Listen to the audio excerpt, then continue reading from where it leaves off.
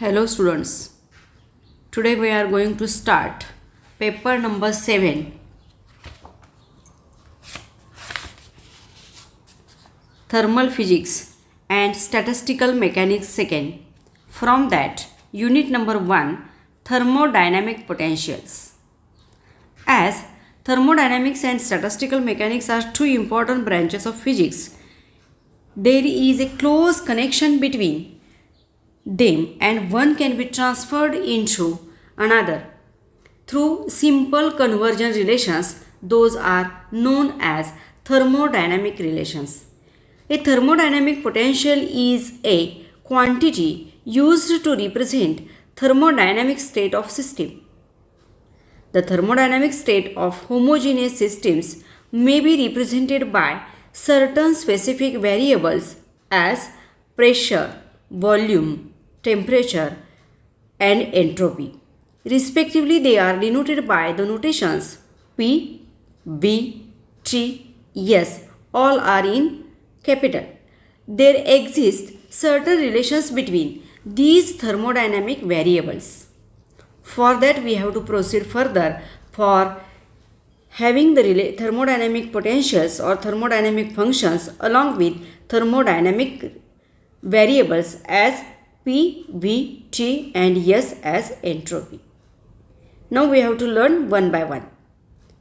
Thermodynamic functions of the four variables as P, V, T and S together with the first and second laws of thermodynamics enable us to describe the complete state of thermodynamic system are called as thermodynamic potentials or thermodynamic functions.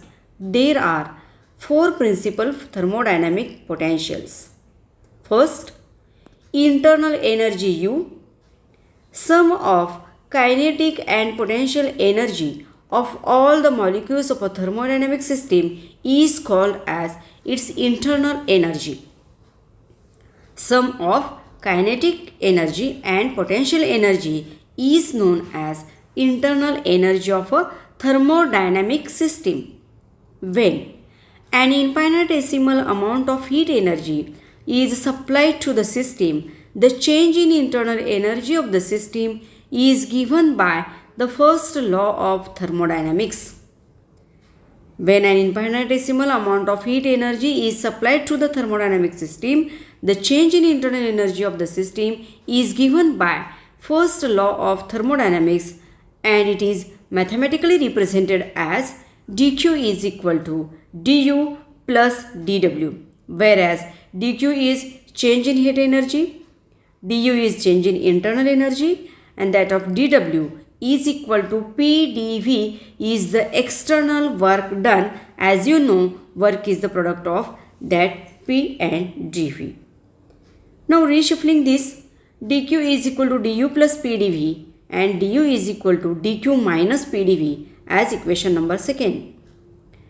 Now from second law of thermodynamics, we have the relation between change in heat energy dq and that of change in entropy ds, which is the fourth thermodynamic variable, is equal to tds. Therefore, we are using dq is equal to tds is the value in equation 2.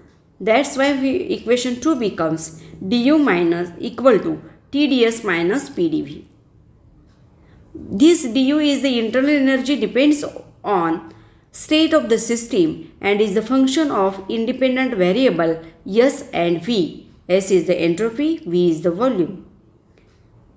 For an adiabatic process, dq is equal to 0. There are different types of processes in thermodynamics. From that we are taking here adiabatic process. In that case, the change in heat energy is 0. By substituting this value in equation number 3, equation 3 becomes du equal to minus dw is equal to minus p dv.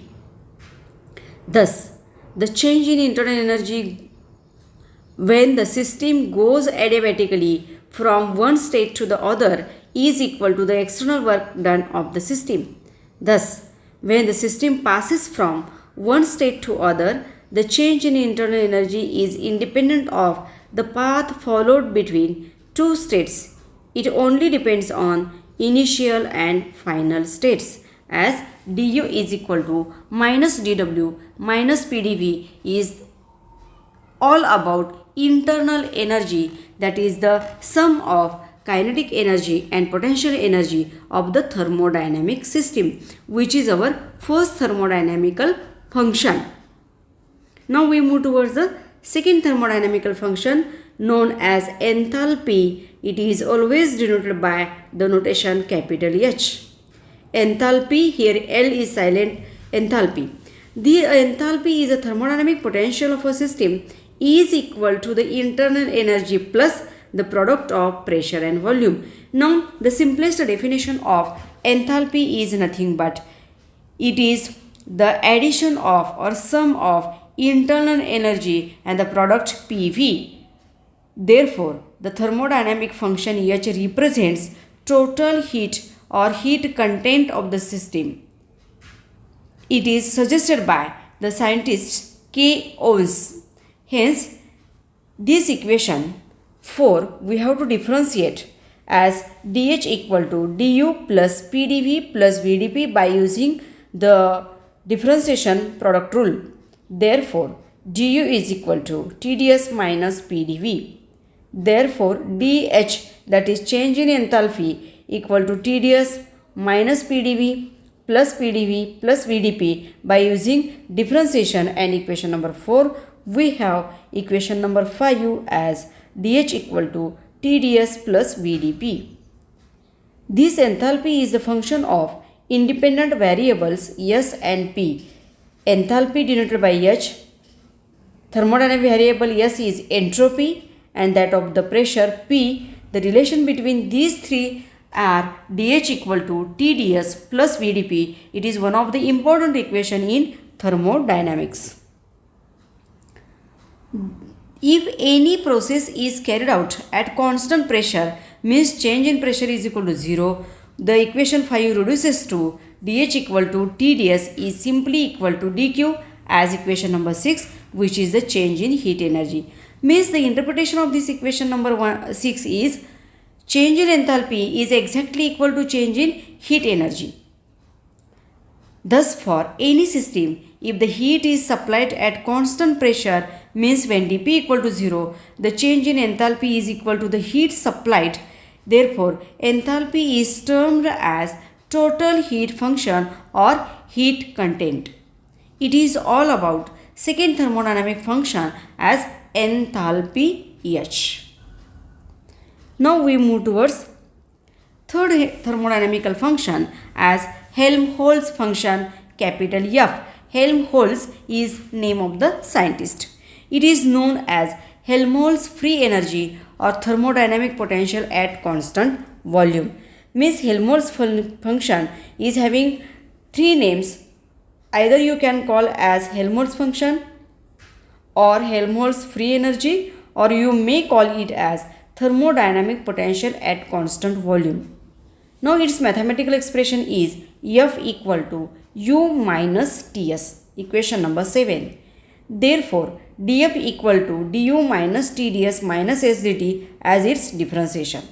But du is equal to TdS minus PdV by referring the equation number 3 as above. Therefore, dF equal to TdS minus PdV minus TdS minus SdT.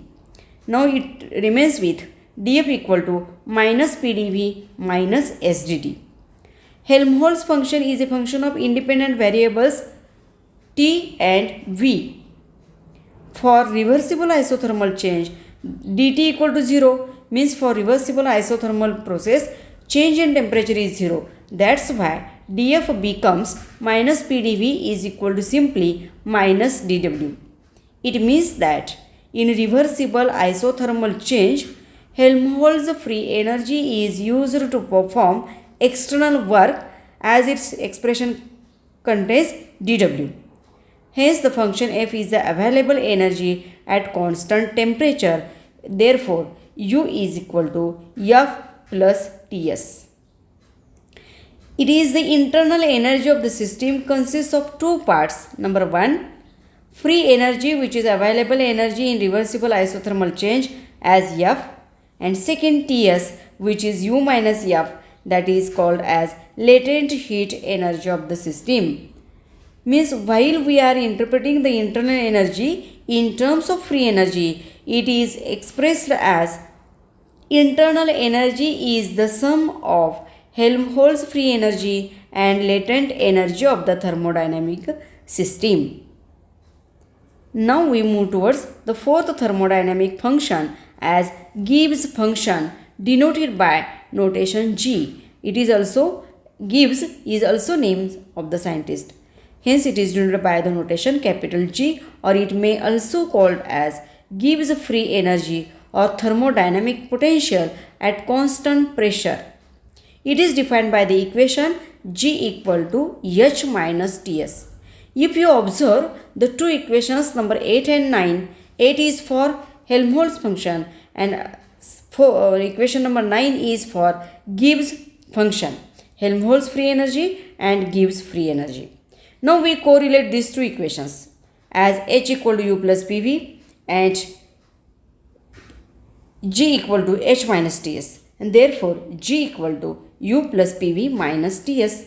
In Helmholtz function F is equal to U minus Ts. Therefore, from both equations, enthalpy is equal to again addition of Gibbs free energy and latent energy. Like internal energy is the sum of Helmholtz free energy and latent energy, whereas enthalpy is the sum of Gibbs free energy and latent energy. These are somewhat similar equations to remember. Now again differentiating equation number 11 we have dz equal to dh minus tds minus sdd.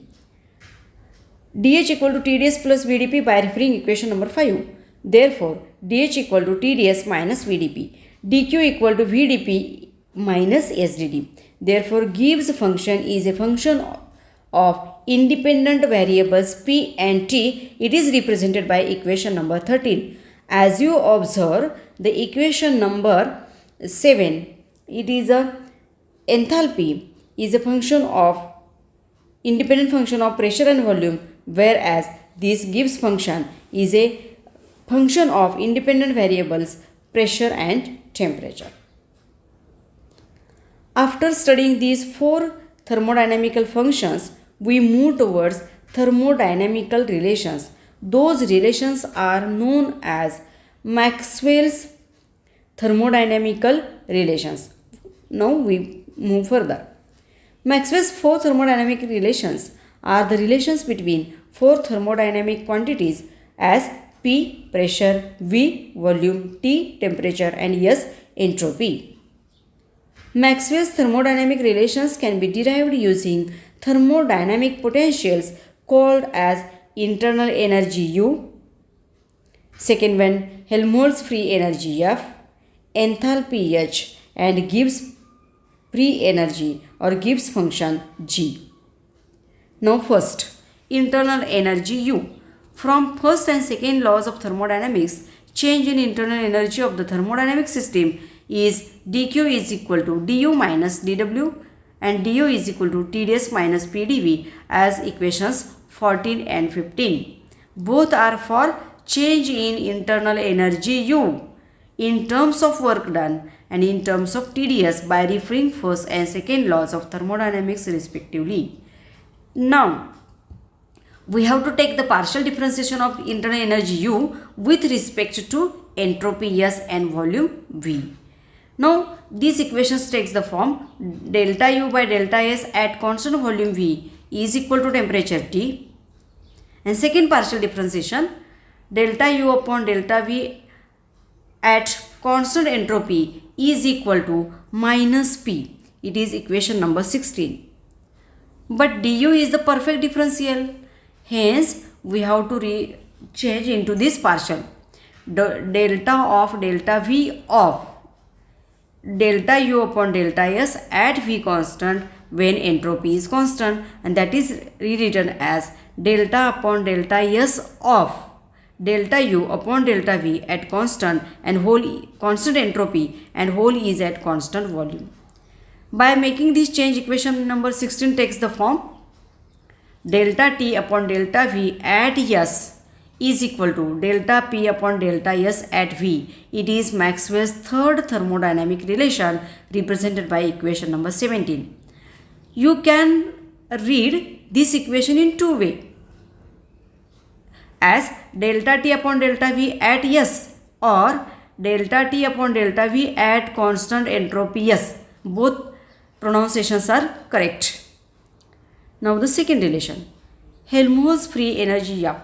Helmholtz free energy F is given as F equal to U minus Ts. It is equation above. Differentiating this equation, dF equal to du minus Tds minus S dt. But du equal to Tds minus Pdv.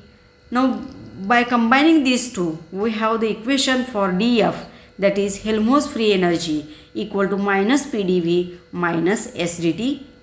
Equation number 19. Again taking the partial differential of this F, Helmholtz function, with respect to temperature and volume, we have equation number 20. dF is the perfect differential. Again we have to rewrite this equation number 20 in perfect differential form as delta S upon delta V at constant temperature T is equal to delta P upon delta T at constant volume V. It is Maxwell's first thermodynamic relation. Equation 18 is the equation number 18 is third thermodynamic relation, whereas equation number 20 is the first thermodynamic relation. Now we move towards the third relation for enthalpy H. It is given by H equal to U plus PV. Change in enthalpy dH is given by differentiating equation 21. We have dH equal to du plus Pdv plus Vdp. But we know change in internal energy du is equal to Tds minus Pdv. Therefore, dH equal to Tds plus Vdp.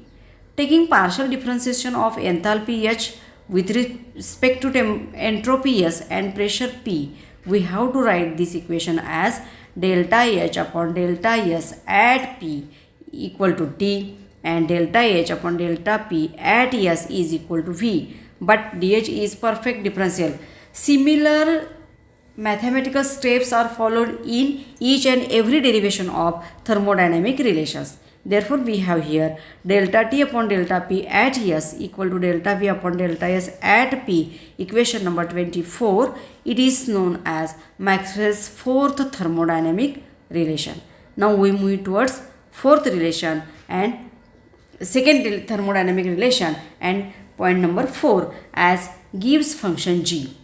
G equal to H minus Ts, but H equal to U plus V PV, and hence dG equal to du plus Pdv plus Vdp minus Tds minus SdT. In all, du is equal to Tds minus Pdv and dG equal to Vdp minus SdT as equation number 26. Taking partial differentiation G with respect to P and T, we get delta G upon delta P at constant temperature T is equal to V and delta G upon delta T at V equal to minus S. Therefore, dG is a perfect differential. Delta upon delta T equal to delta Z upon delta P at T whole at P is equal to delta upon delta T of delta Z upon delta T at V and whole at T. In all, it is given as delta V upon delta T at P equal to minus of delta S upon delta P at T. It is Maxwell's second thermodynamic relation. Means by using four thermodynamic functions P, V, T and S, four thermodynamic variables as pressure, volume, temperature and entropy, and using thermodynamic law, first law of thermodynamics and second law of thermodynamics and interrelations between these thermodynamic variables, we are able to have Maxwell's fourth thermodynamical relations.